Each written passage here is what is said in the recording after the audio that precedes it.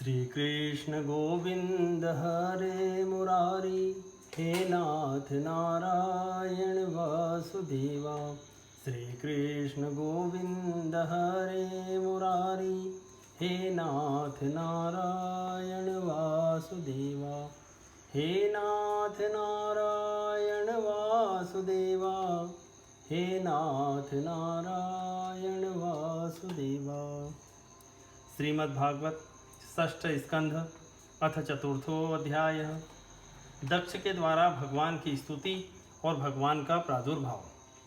राजोवाच देवासुरनृणां सर्गो नागानां मृगपक्षिणां सामासिकस्तत्त्वया प्रोक्तो यस्तु स्वायं भुवेन्तरे यस्यैव व्यासमिच्छामि ज्ञातु ते भगवन् यथा अनुसर्गं यया शक्त्या ससर्ज भगवान परः। राजा परीक्षित ने पूछा, भगवान आपने संक्षेप से तीसरे स्कंद में इस बात का वर्णन किया कि स्वयंभू मनवंतर में देवता, असुर, मनुष्य, सर्प और पशु पक्षी आदि की सृष्टि कैसे हुई। अब मैं उसी का विस्तार जानना चाहता हूँ। प्रकृति आदि कारणों के भी परम कारण भगवान अपनी जिस शक्ति से जिस प्रकार उसके बाद की सृष्टि करते हैं उसे जानने की भी मेरी इच्छा है। सूत उवाच इति संप्रश्नमार्कण्य राजर्षेवादरायणी प्रतिनंद्य महायोगी जगाद मुनि सप्तमः। सूत जी कहते हैं, शौनकादि ऋषियों, परम योगी व्यास नंदन श्री सुखदेव जी ने राजर्षि परीक्षित का यह सुंदर प्रश्न सुनकर उसका अभिनंदन किया और इस प्रकार कहा। श्री शुक उवाच यदा प्रचेतसः पुत्रा दश प्राचीन बर्हिषः अन्तः समुद्रादुन्मग्ना दद्रशुर्गां द्रमेर्वृत्तां दुर्मेभ्यः क्रुद्धमानास्ते तपोदीपितमन्यवः मुखतो वायुर्मग्निं च सस्रज्जुस्तदीधक्षया ताभ्यां निर्दय्यमानास्तानुपलभ्य कुरुद्वः। राजोवाच महान् सोमो मन्युं प्रशमयन्निव मा द्रुमेभ्यो महाभागा दीनेभ्यो द्रोग्धूमहर्थ विवर्ध येषवो यूयं प्रजानां पतयः स्मृतः। अहो प्रजापतिर्भगवान् हरिरव्ययः वनस्पतिनोषधीश्च ससर्जोर्जमिषं विभु। श्री सुखदेव जी ने कहा, राजा प्राचीन बरही के 10 लड़के जिनका नाम प्रचेता था, जब समुद्र से बाहर निकले तब उन्होंने देखा कि हमारे पिता के निवृत्ति परायण हो जाने से सारी पृथ्वी पेड़ों से घिर गई है। उन्हें वृक्षों पर बड़ा क्रोध आया। उनके तपोबल ने तो मानो क्रोध की आग में आहुति ही डाल दी। बस उन्होंने वृक्षों को जला डालने के लिए अपने मुख से वायु और अग्नि की सृष्टि की। परीक्षित, जब प्रचेताओं की छोड़ी हुई अग्नि और वायु उन वृक्षों को जलाने लगी, तब वृक्षों के राजाधिराज चंद्रमा ने उनका क्रोध शांत करते हुए इस प्रकार कहा, महाभाग्यवान प्रचेताओं, ये वृक्ष बड़े दीन हैं। आप लोग इनसे द्रोह मत कीजिए, क्योंकि आप तो प्रजा की अभिवृद्धि करना चाहते हैं और सभी जानते हैं कि आप प्रजापति हैं। महात्मा प्रचेताओं, प्रजापतियों के अधिपति अविनाशी भगवान श्री हरि ने संपूर्ण वनस्पतियों और औषधियों को प्रजा के हितार्थ उनके खान पान के लिए बनाया है। अन्नम चराणाम चराह्य पद पादचारिणां अहस्ताहस्तयुक्तानां द्विपदा च चतुष्पदः यूयं च पितॄन् वादिष्टा देवदेवेन चानघा प्रजा सर्गाय हि कथं वृक्षान् निर्दग्धुमर्हत आतिष्ठत सतां मार्गकोपं यच्छत दीपितं पित्रा पितामहेनापि जुष्टं वः प्रपितामहे तोकानां पितरो बन्धुदृशं पक्षम स्त्रिया पतिः पतिः प्रजानां भिक्षूणां ग्रह्यज्ञानां बुधसुरत अंतर्देहेषु भूतानामात्मास्ते हरिरीश्वरः सर्वतद्धिणमीक्षध्यध्वमेवं वस्तोषितो ह्यसो य समुत्पतितं देह आकाशान्मन्यु मूलवणम् आत्मजिज्ञासया यच्छेत स गुणानति वर्तते अलम दग्धेर्द्रुमेर्दीने खिलानाम शिवमस्तु वः वाक्षी येषा वरा कन्या पत्नी त्वे प्रतिगृह्यताम् इत्यामन्त्रवरारोहां कन्यामाप्सर सीं नृप सोमो राजा ययो दत्त्वा ते धर्मेणोपयेमिरे। संसार में पांखों से उड़ने वाले चर प्राणियों के भोजन फल पुष्पादि अचर पदार्थ है। पैर से चलने वाले के घास तृणादि बिना पैर वाले पदार्थ भोजन है। हाथ वालों के लिए वृक्ष लता आदि बिना हाथ वाले और दो पैर वाले मनुष्य आदि के लिए धान गेहूँ आदि अन्न भोजन है। चार पैर वाले बैल ऊंट आदि खेती प्रभृति के द्वारा अन्न की उत्पत्ति में सहायक है। निष्पाप प्रचेताओं, आपके पिता और देवाधिदेव भगवान ने आप लोगों को यह आदेश दिया है कि प्रजा की सृष्टि करो। ऐसी स्थिति में आप वृक्षों को जला डालें, यह कैसे उचित हो सकता है।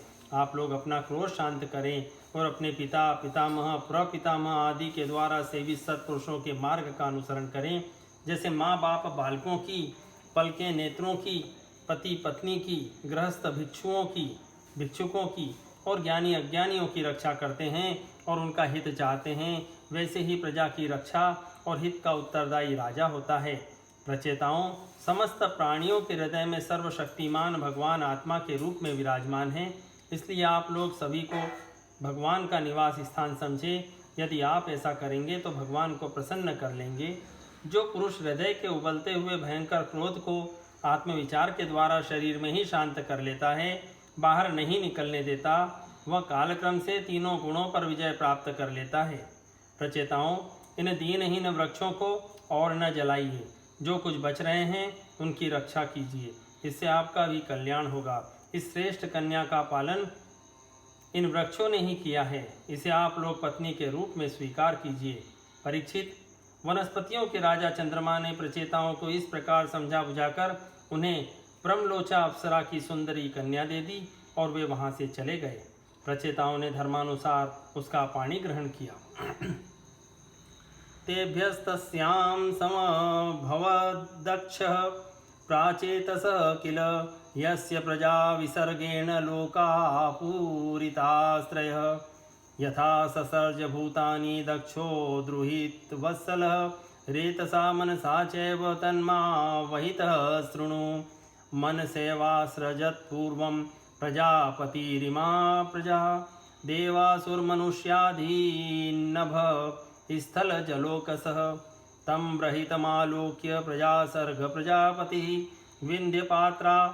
विन्ध्यपादानुपव्रज्य सोचरद दुष्करं तपः तत्राघमर्षण नाम तीर्थं पापहरं परम् उपस्पृश्यानुसवनं तपसा तोषयद्धरिम् आतोस्तिद्धं सगुह्येन भागवन्त मधोक्षजं तुभ्यं तदभिधास्यामि कस्यातुष्यद यतो हरिः। उन्हीं प्रचेताओं के द्वारा उस कन्या के गर्भ से प्राचेतस दक्ष की उत्पत्ति हुई। फिर दक्ष की प्रजा सृष्टि से तीनों लोग भर गए। इनका अपनी पुत्रियों पर बड़ा प्रेम था।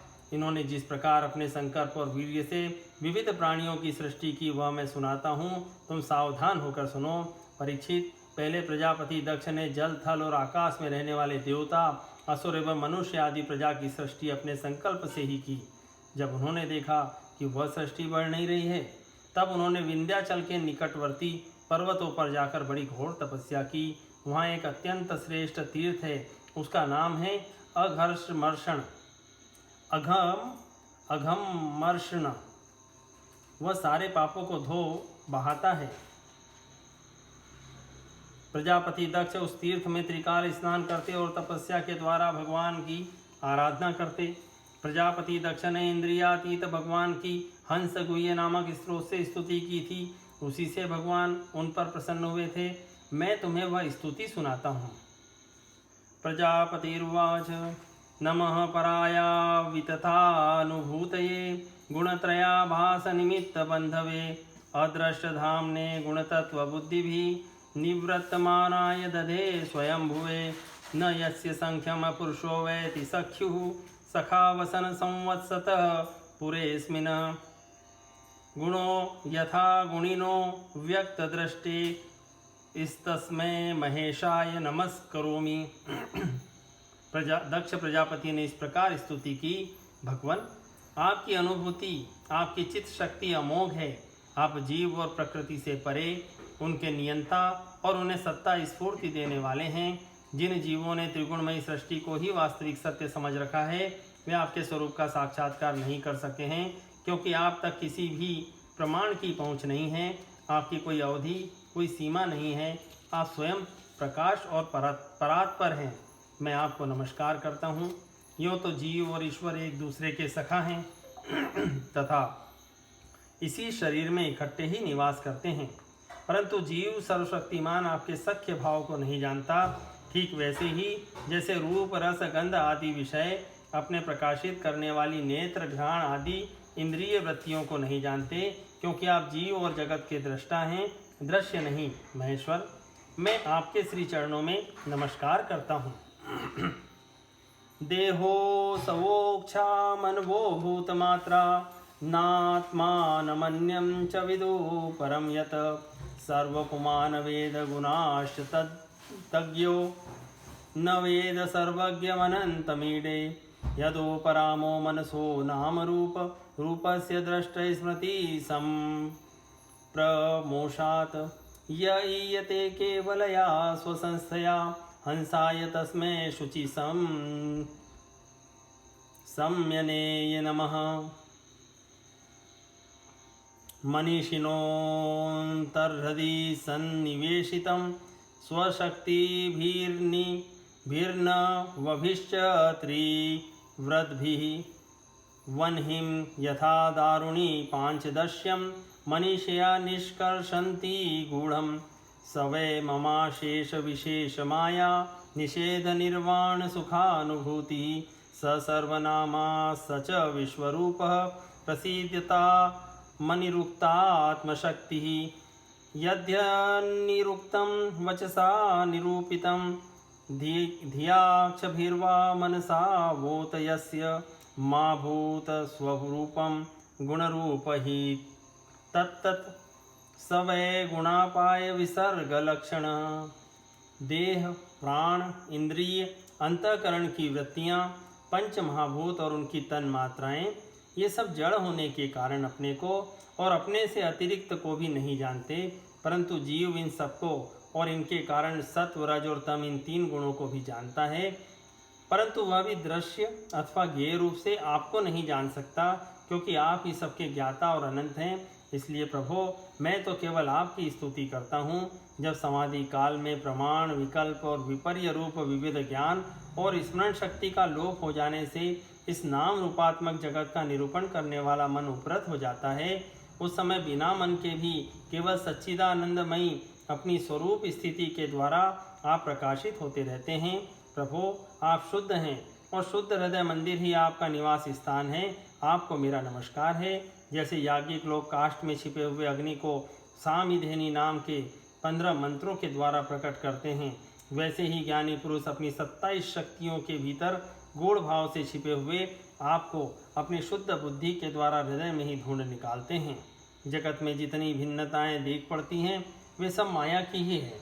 माया का निषेध कर देने पर केवल परम सुख के साक्षात्कार स्वरूप आप ही अवशेष रहते हैं, परंतु जब विचार करने लगते हैं तब आपके स्वरूप में माया की उपलब्धि निर्वचन नहीं हो सकता, अर्थात माया भी आप ही हैं।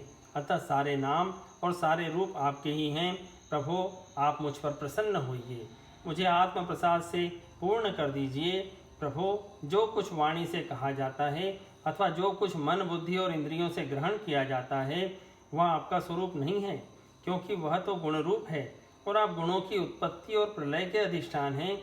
आप में केवल उनकी प्रतीति मात्र है।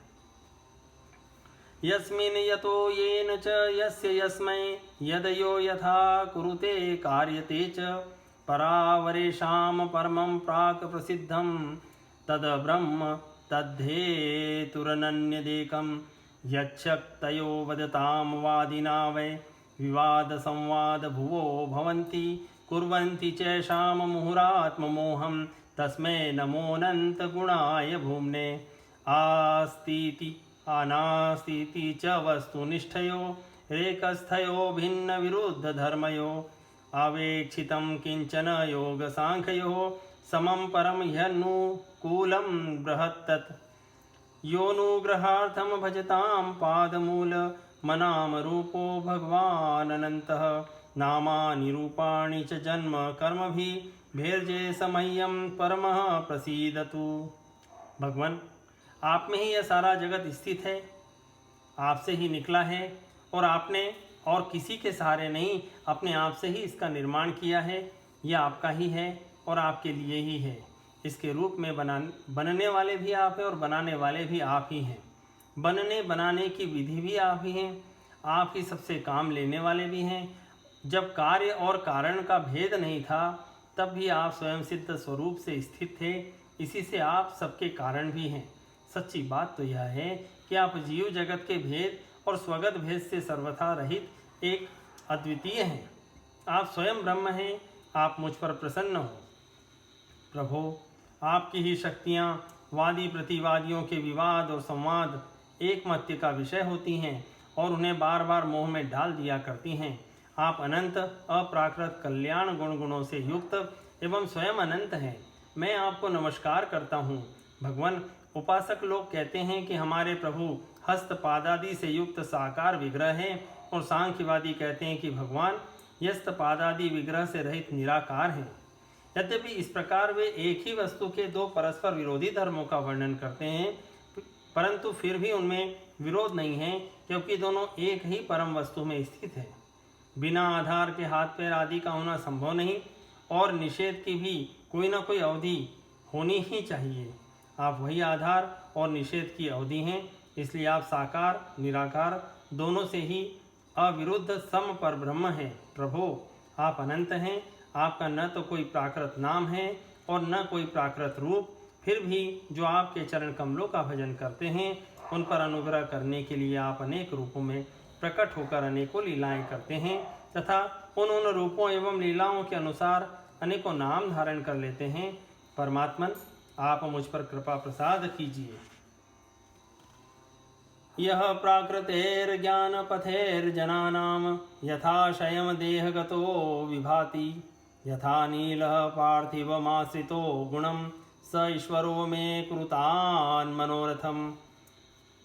लोगों की उपासनाएं प्रायः साधारण कोटि की होती हैं, अतः आप सबके हृदय में रहकर उनकी भावना के अनुसार भिन्न भिन्न देवताओं के रूप में प्रतीत होते हैं। ठीक वैसे ही जैसे हवा गंध का आश्रय लेकर सुगंधित प्रतीत होती है, परंतु वास्तव में सुगंधित नहीं होती, ऐसे सबकी भावनाओं का अनुसरण करने वाले प्रभु मेरी अभिलाषा पूर्ण करें।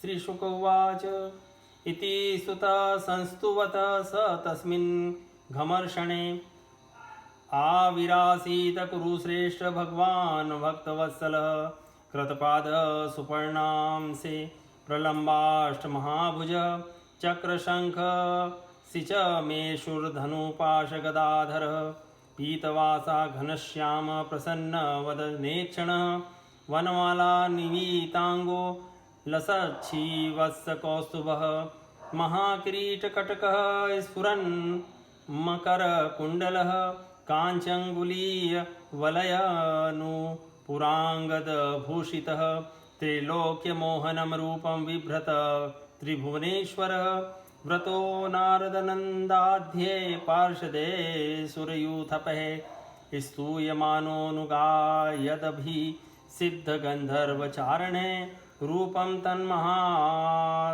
महदाश्चर्यं विचक्षागतसाध्वसः ननाम दण्डवद भूमो प्रहष्टात्मा प्रजापतिः निकिञ्चनोदि रयितु मशकत तीव्रया मुदा आपूरितं मनोद्वारैर्हिन्दिन्य इव निर्झरे तथा वनतं भक्तं प्रजाकामं प्रजापतिं चित्तज्ञ सर्वभूता नामिदमाह जनार्दनः।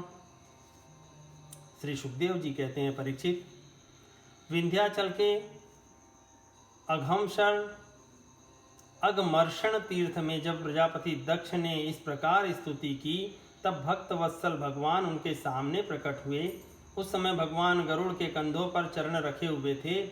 विशाल एवं हष्टपुष्ट 8 भुजाएं थी। उनमें शंख चक्र तलवार ढाल बाण धनुष पाश गदा धारण किए हुए थे।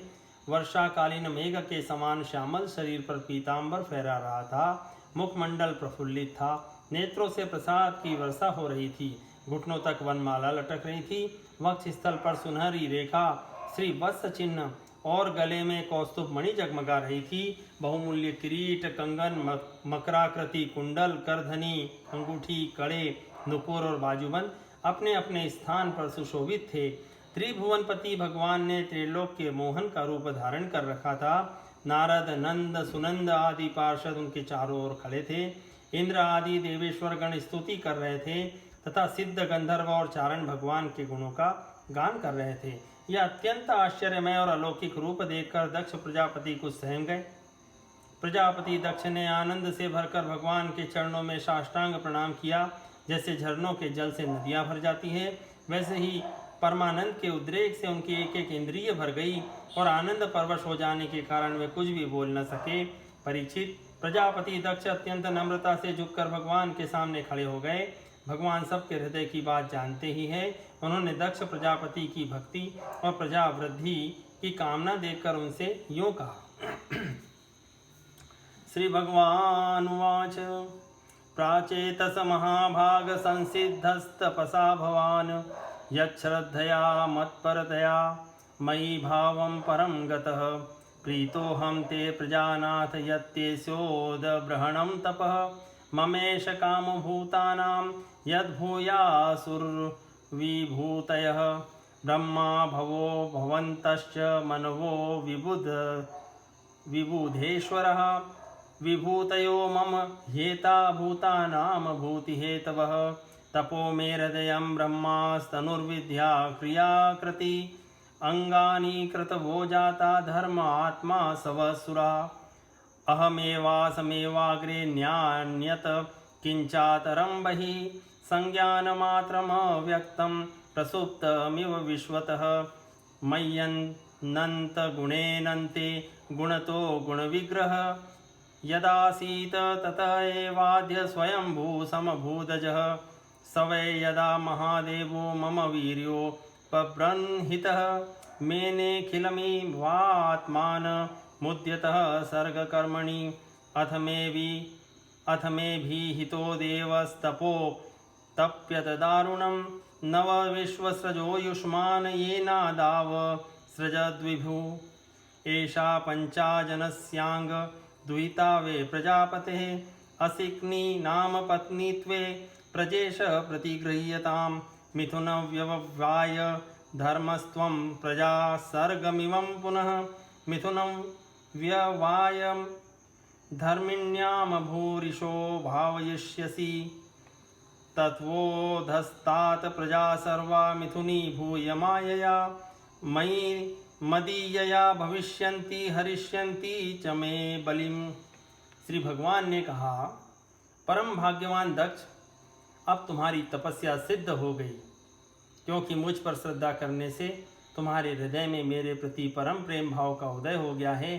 प्रजापते, तुमने इस विश्व की वृद्धि के लिए तपस्या की है, इसलिए मैं तुम पर प्रसन्न हूँ, क्योंकि यह मेरी ही इच्छा है कि जगत के समस्त प्राणी अभिवृद्ध और समृद्ध हों। ब्रह्मा शंकर तुम्हारे जैसे प्रजापति स्वयंभू आदि मनु तथा इंद्रादि देवेश्वर, ये सब मेरी विभूतियाँ हैं और सभी प्राणियों की अभिवृद्धि करने वाले हैं। ब्राह्मण, तपस्या मेरा हृदय है, विद्या शरीर है, कर्म आकृति है, यज्ञ अंग है, धर्म मन और देवता प्राण है। जब यह सृष्टि नहीं थी तब केवल मैं ही था, और वह भी निष्क्रिय रूप में। बाहर भीतर कहीं भी और कुछ न था। न तो कोई दृष्टा था और न दृश्य। मैं केवल ज्ञान स्वरूप और अव्यक्त था। ऐसा समझ लो मानो सब और सुषुप्ति ही सुषुप्ति छा रही हो। प्रिय दक्ष, मैं अनंत गुणों का आधार एवं स्वयं अनंत हूँ। जब गुणमयी माया के क्षोभ से यह ब्रह्मांड शरीर प्रकट हुआ, तब इसमें अयोनिज आदि पुरुष ब्रह्मा उत्पन्न हुए।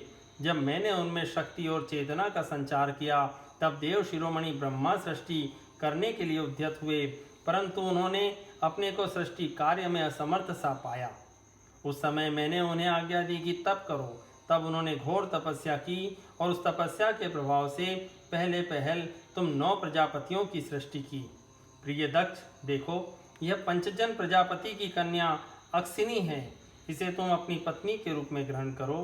तुम अब गृहस्थोचित स्त्री सहवास रूप धर्म को स्वीकार करो, यह अक्सिनी भी उसी धर्म को स्वीकार करेगी, तब तुम इसके द्वारा बहुत सी प्रजा उत्पन्न कर सकोगे। प्रजापते, अब तक तो मानसी सृष्टि होती थी, परंतु अब तुम्हारे बाद सारी प्रजा मेरी माया से स्त्री पुरुष के संयोग से ही उत्पन्न होगी तथा मेरी सेवा में तत्पर रहेगी। श्री शुकवाच इत्युक्त्वा मिषतस्तस्य भगवान् विश्वभावनः स्वप्नोपलब्धार्थैव तत्रैवान्तर्दधे हरिः। श्री सुखदेव जी कहते हैं, विश्व के जीवनदाता भगवान श्री हरि यह कहकर दक्ष के सामने ही इस प्रकार अंतर्ध्यान हो गए जैसे स्वप्न में देखी हुई वस्तु स्वप्न टूटते ही लुप्त हो जाती है। इति श्रीमद्भागवते महापुराणे पारमहंस्यां संहितायां षष्ठ स्कंदे चतुर्थो अध्याय संपूर्णम्।